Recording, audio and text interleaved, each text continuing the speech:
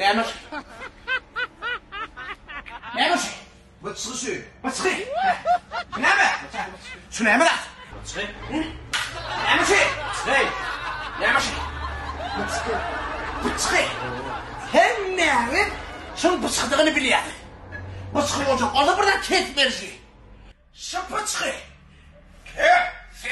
Look. Şunu yapın mı? Ketlerin adı beni alıp demedi. Şunu iyi gün almadı. Şunu mi? Aliyan'ın bir alan yok mu? Ortalara oturacak ki. Şunu var. Aliyan'ın iyi günü. Şunu mu? Ne alacak geldi ya? Ne alacak geldi durdu? Hem günü ayıp dur alacak geldi. Al ortalığı. Şunu mu iyi günü? Ben pırtılamadım. Ben ne pul kazanyanı biliyor musun? Sen bilen o. Yönü ben biliyorum. Ben ne gördük kazanyanı. Şunu mu? Hem yüzük şunu. İyi günü alacak geldi oluyor. Şunu mu? Yönüden alarsın. Alsan alarsın. Almasan alarsın. Alamam. Alamam. Nasıl gelin o? Ölümden direkt ha! Bulmuşsunuz. Kovşağa görsün o. Doğumlu olsun erkek diyen o. Neler içerindekini?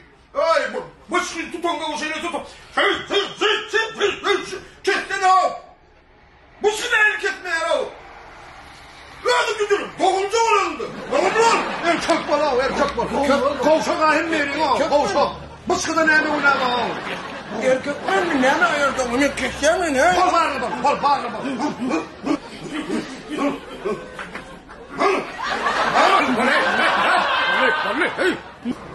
Keser mi kendini? Bak istiyor.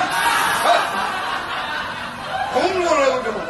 Bir erkek var lan o. Müzik var müzik. Bunu kesiyor zerek mi? Keser o. Bak. Bayan keser. Keser var. Ya. Ne bak? Bağlı.